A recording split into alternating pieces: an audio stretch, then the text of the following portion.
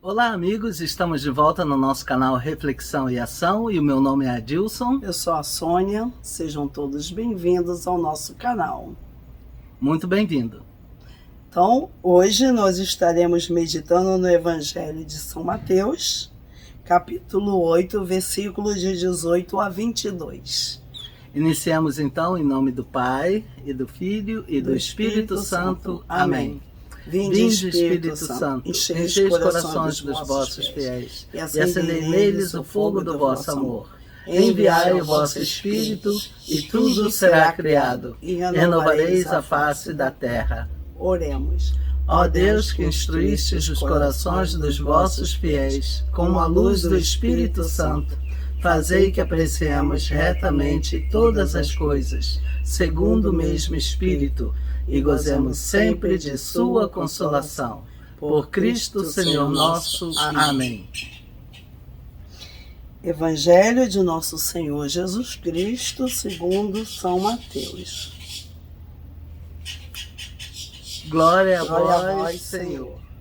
Naquele tempo, vendo uma multidão ao seu redor, Jesus mandou passar para a outra margem do lago. Então o mestre da lei aproximou-se e disse: Mestre, eu te seguirei aonde quer que tu vais. Jesus lhe respondeu: As raposas têm suas tocas, e as aves dos céus têm seus ninhos, mas o Filho do Homem não tem onde reclinar a cabeça. Um dos discípulos disse a Jesus: Senhor, permite-me que primeiro eu vá sepultar meu pai. Mas Jesus lhe respondeu: Segue-me e deixa que os mortos sepultem os seus mortos. Palavra da salvação. Glória a vós, Senhor. Então, esse foi o mesmo evangelho, né, que nós ouvimos ontem na missa do domingo, né? Então, ouvimos ontem esse evangelho, foi o evangelho lido, e aqui é chamado assim, o evangelho das vocações, né? É isso que me faz refletir. Para mim, a reflexão aqui é sobre as diferentes vocações que o ser humano tem quando se trata de seguir Jesus. Então esse que chegou e disse: Mestre, eu te seguirei aonde quer que tu vais. E Jesus respondeu que as raposas têm suas tocas e as aves dos céus têm seus ninhos, mas que o Filho do Homem não teria, né, onde reclinar a cabeça. Então quer dizer, Jesus, ao falar isso, a gente imagina que essa não era a vocação desse, né? Exatamente. Que chegou para Jesus e falou, porque de repente ele não ia gostar de levar aquele tipo de vida que Jesus e seus discípulos levavam, né? Exatamente, porque esse homem teria que renunciar a tudo na sua vida para poder seguir Jesus. E não era realmente a vocação dele. Então, por isso Jesus diz para ele: não existe nenhuma segurança para você me seguir, porque eu não tenho aonde reclinar minha cabeça, eu não tenho aonde repousar, e então é como se Jesus dissesse para ele: melhor você ficar onde você está mesmo, porque não é a sua vocação. Jesus sabia que certamente se aquele homem fosse em frente, ele certamente não seria um bom seguidor depois. Bom, e o outro que disse a Jesus: Senhor, permite-me que primeiro vai sepultar o meu pai. Então, quer dizer, Jesus respondeu: segue-me, porque esse tinha a vocação, né? E deixa que os mortos sepultem os seus mortos. Quer dizer, quando Jesus falou isso para ele, né, até soa bem estranho, né? Como que um morto vai sepultar um morto, né? É que no sentido bíblico, morto, para chamar um ser que está vivo de morto, é porque ele não está vivo para as coisas de Deus, né? Uhum. Ele está morto para as coisas de Deus, né? E somente vivo para as coisas do mundo. Então, quando Jesus fala deixe que os mortos sepultem seus mortos, a gente entende que ele está falando que morto é todo aquele que ainda não segue, né? Exatamente. Uma vez que a pessoa é chamada para essa vocação exclusiva, que é a vocação dos sacerdotes, que deixam tudo para trás para poder seguir Jesus e se consagrarem, por isso que a gente chama de vida consagrada. Uma vez que eles se consagram a Deus, eles devem deixar tudo para trás, até mesmo o pai, a mãe, os parentes, os amigos, e tem que deixar tudo para trás e ir para onde a igreja o mandar. No evangelho de ontem ele era mais longo, né? Esse aqui está mais curto, né? Exato. O de ontem, o evangelho de ontem foi até baseado sempre baseado na primeira leitura, né? Quando Elias também chamou alguém e a pessoa pediu, o Eliseu pediu, deixa eu dar um beijo no meu pai e na minha mãe.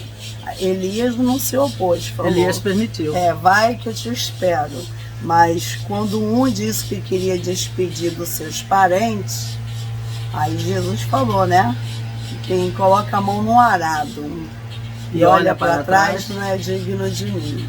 Quer dizer, então essa era a condição para aqueles que fossem seguir Jesus, né? Para os que realmente iam se consagrar. O que me chamou muita atenção, que essa pessoa que queria seguir Jesus, que se aproximou dele e disse, eu vou aonde você for, estarei contigo. Ele que se candidatou em seguir Jesus, né? Então, mas ele se candidatou, ele não foi chamado, né?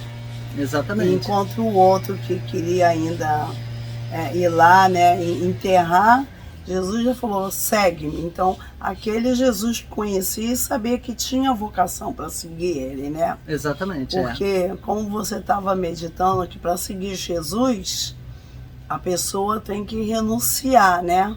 Então, existem vários tipos de vocações. Então, essa é a vocação do apostolado de ser um religioso, um padre. Tem que ser uma pessoa que seja desprendida, né?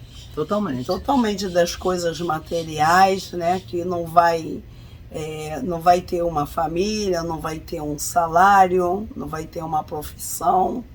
Então, a gente sabe que são pessoas que são chamadas para a vida religiosa, né? Eu posso até tomar a mim mesmo como exemplo. A minha vocação é de um homem casado, pai de família, né? Se eu, de repente, vou para Jesus e digo, Senhor, daqui por diante, eu te seguirei onde quer que tu vás. Me consagrarei totalmente a tu. O que Jesus vai me dizer? Nada disso. Sua vocação é continuar onde você está, como pai de família. Cuidando da sua família, exatamente, né? Então, quer dizer que é isso. Mas o importante assim, é a gente entender. Existem pessoas que realmente têm essa vocação, né? Que não nasceram para uma vida de família. E existe aqueles que vivem em função de uma família, que o jeito que ele vai viver bem e ser feliz é tendo uma família, cuidando de uma família, né? Dá pra gente entender muito bem, né? Porque que existe a vida consagrada religiosa, né? E existe a vida das pessoas que você pode consagrar a Deus, mas não no sentido de fazer um voto de pobreza, né? Exatamente. Porque para fazer o voto de castidade, obediência e pobreza, são pessoas que têm já essa vocação, né? Não é todo mundo. Então, existem pessoas que podem até se equivocarem, né? Exatamente. Como foi o primeiro caso aqui, dessa que se aproximou de Jesus e falou que ia seguir ele, que ia fazer, e Jesus disse que ele não tinha onde repousar, ele não tinha nada, ele não tinha nada de material. Então, essa pessoa não teria como seguir ele, porque ela era apegada às coisas materiais. Né? Jesus o desaconselhou a fazer isso, porque na realidade Jesus viu que não era a vocação daquele homem largar tudo para trás e se consagrar exclusivamente a Deus. Já o segundo, Jesus falou, segue-me. Mas ele queria primeiro ir enterrar o pai dele. Então Jesus disse, não, também deixe isso para trás. Deixe que os mortos enterrem seus mortos. Então, assim, fica bem claro, né? Acho que esse evangelho, assim, não temos muito para refletir, só temos para entender que existem tipos variados de vocações. Exatamente. E cada um, assim, tem que descobrir. Me lembro até de um livro que eu ainda tenho, que diz assim, Vocação Acertada, Futuro Feliz. Eu sempre achei o título desse livro muito interessante, porque se você acerta na sua vocação, você vai ser feliz, né? Exatamente. Se você está na vocação equivocada, então sempre vai ficar faltando alguma coisa na sua vida, né? Isso é verdade. Por isso que uma condição principal para a pessoa que se consagra a Deus, como um sacerdote, como um religioso que vive num convento, num mosteiro, uma das condições principais é que a pessoa seja solteira. Como está na carta de São Paulo, né? São Paulo o bem explica sobre isso.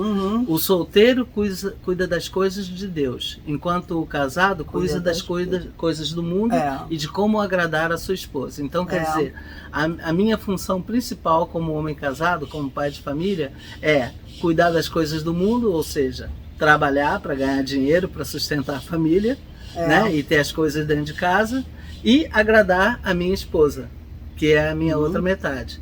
Enquanto que o consagrado não, já é diferente. Ele é solteiro, ele não pode ter nenhum vínculo com nenhuma pessoa, outra pessoa, nem com família, com nada disso. Ele tem que viver totalmente, exclusivamente para Deus. Por isso que os padres e sacerdotes, eles vivem uma vida consagrada, totalmente para Deus. Seguindo o exemplo dessa carta, hein? Exatamente. A gente sabe que na história da igreja, né, no começo nem sempre foi assim, né? Exato. A gente sabe que Pedro foi casado, mas ele largou tudo para seguir Jesus. Até que uma vez ele fala para Jesus, Senhor, e nós que largamos nossa família, largamos tudo para te seguir?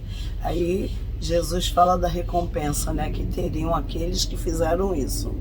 E a gente sabe que nos primeiros séculos da igreja tinha padres casados, né?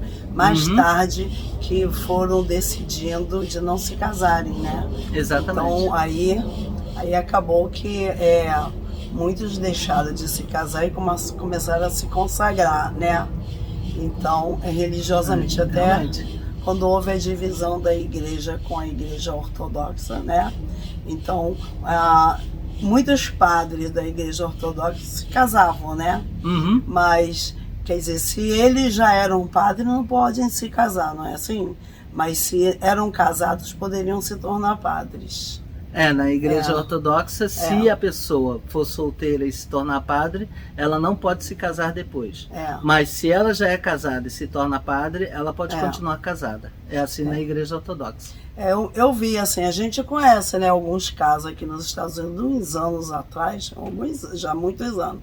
Eu sabia que aqui tinha uns 100 padres que eram casados, que foram pessoas que vieram para a igreja, mas existe uma certa condição, né? Já vieram da igreja ortodoxa. São pessoas que não já tinham uma estabilidade econômica, não precisavam trabalhar, então é totalmente dedicado. E algumas pessoas já que, mesmo sendo casados, já viviam uma vida celibatária, né? Então, mas é uma questão assim que a igreja sempre entendeu e sempre foi trabalhando de acordo, né? Exatamente. De acordo com a necessidade. Na verdade, isso nunca foi um problema na igreja, né? Exatamente. Até muitas vezes alguém queria falar sobre a questão de pedófilo, que os padres que eram pedófilos porque não podiam casar, e na verdade não era esse o caso, né? Não é. Não, mas o que a gente vê, assim, a vocação quando uma pessoa tem uma vocação e ela segue a sua vocação e ela descobre que é verdadeiramente essa a vocação dela, ela vai fazer tudo muito bem feito, né? Ela vai servir a Deus da melhor maneira possível porque ela acertou na vocação dela, né? Sim. Agora, e consequentemente ela vai ser feliz por isso. Eu me lembro de que nós trabalhamos para uma família que contou uma história para gente, até hoje eu lembro dessa história, que tinha um sobrinho que ele se tornou padre, desde pequeno ele tinha vocação para ser padre, desde 6 anos ele entrou para a escola e já foi estudando para ser padre, até que se ordenou padre. Era um rapaz de uma família rica, que largou tudo, e era um rapaz de muito boa aparência. Aí uma fiel dava muito em cima dele, muito em cima dele. E ele acabou se apaixonando por essa pessoa, mas antes de ter alguma coisa com ela, pediu dispensa da igreja, né? E aí saiu, ganhou dispensa, se casou com ela, mas descobriu que não era a vocação dele ser casado, então sofreu muito, pediu à igreja, aí teve razão para anular o casamento, ele voltou para o sacerdócio e se tornou até bispo, né? E nunca mais teve esse tipo, mas a igreja concedeu ele porque, como ele estava desde criança no seminário, não tinha tido nenhuma experiência com a vida, pensou que ele podia ter se equivocado nessa vocação dele, né? Exato. E acabou que ele depois descobriu que ele tinha nascido mesmo para ser padre e era um bispo muito bem conceituado, né? Então, aqui nos Estados Unidos que isso aconteceu, né? Então, a gente ficou sabendo dessa história, que era um membro dessa família. Ele era um parente desse pessoal, que contou pra gente a história, que era essa família bem católica. Mas é interessante que então a gente vê, às vezes a pessoa pode até se equivocar na vocação, né? Pode ter feito os votos, ter se equivocado. Então a igreja reconhece que isso é possível de acontecer. Sim. E é possível que, no caso dessa pessoa que nós contamos uma história, ele pensou que ele estava apaixonado, mas a pessoa só tirou ele e fez a vida dele muito difícil, e ele lamentou muito porque o que ele gostava mesmo era da vida religiosa, né? Ele nasceu para isso. E acabou que voltou, e né, a gente sabe de outros fatos assim, né? De pessoas que equivocaram-se nas suas vocações, mas que puderam corrigir ainda a tempo, né? Exatamente. Mas porque realmente nem é todo mundo, né? Lembra de um evangelho de São Mateus, quando Jesus fala da questão do divórcio, né? Sobre que o casamento é indissolúvel e que quem casar e tudo com a mulher que cometia adultério. Aí quando Jesus conta para os apóstolos sobre isso, eles falaram para Jesus, mas essa doutrina é muito dura. Aí o que Jesus Quem fala? poderá escutá-la? Que Jesus fala para eles? Ele fala que não é para qualquer pessoa mesmo entender isso. Isso é verdade. Jesus fala que é uma doutrina difícil, não é para qualquer um entender mesmo. Jesus diz assim: nem todos são capazes de compreender essa doutrina. Com efeito, há aqueles que se tornaram eunucos, quer dizer, se tornaram impotentes por alguma ação alheia, por alguma violência que sofreram, ou já nasceram daquela maneira, né? O que significa isso? Se tornar eunuco por amor ao reino dos céus. É aquele que se consagra totalmente, consagra sua vida por amor ao reino dos céus. Jesus falou sobre isso. Me lembro que nós já tivemos amigos que nunca se casaram, nunca tinham um namorado, porque eles diziam que não queriam ser religiosos. Muitas vezes as pessoas nem conseguem ser, porque tem que ter, né, tem que ter um estudo, tem que ter uma certa condição para isso. Aí prefere serem consagrados sem pertencer a nenhuma ordem. Se consagram em particular a Deus, né? Exatamente. Nós já conhecemos gente assim, que falou pra gente: eu não me casei, eu não namoro, sirvo na catequese, abraçou a catequese, era catequista, mas uma pessoa que se consagrava a Deus. Vivem uma vida celibatária, quer dizer, não tem relações com nenhuma outra pessoa, vivem totalmente pelo amor de Deus. Mas é isso, vocação é algo como individual, né? É uma coisa que faz parte da pessoa, é aquela inclinação mais forte para aquilo, né? Então a gente pode ter diversas vocações, mas a vocação para a vida religiosa, ela é distinta, né? Ela é diferente das outras vocações.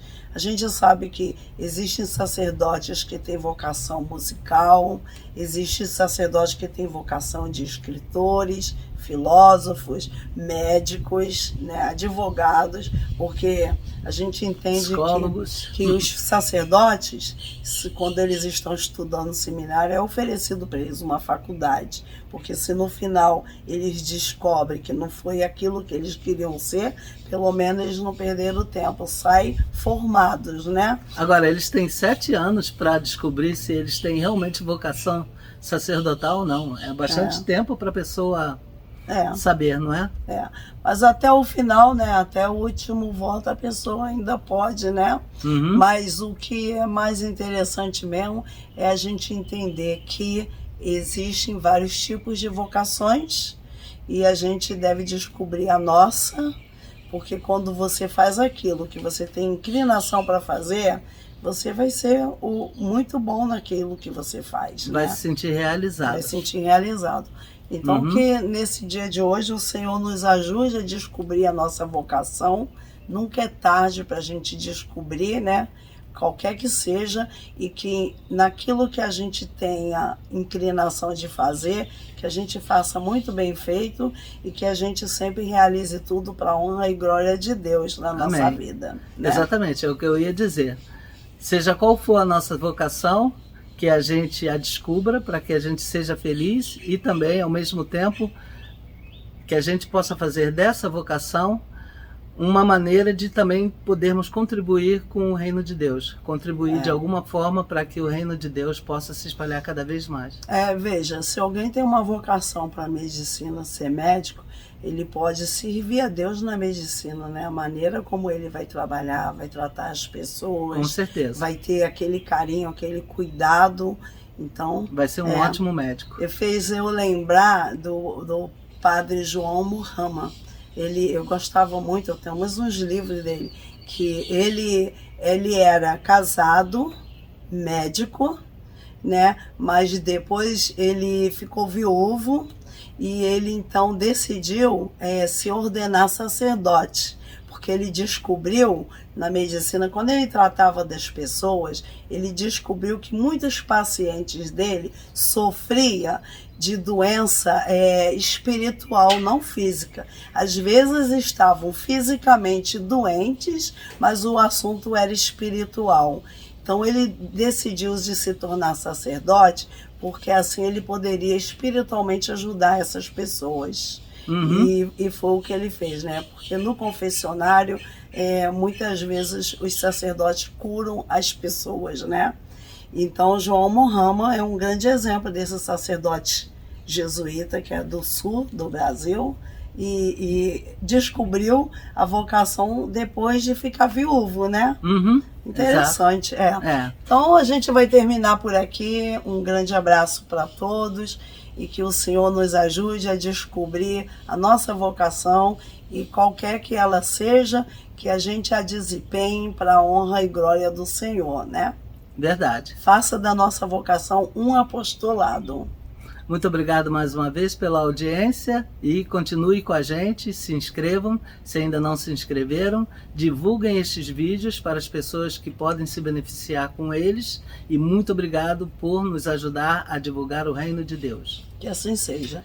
Então nós terminamos em nome do Pai, do Filho e do Espírito Santo. Amém.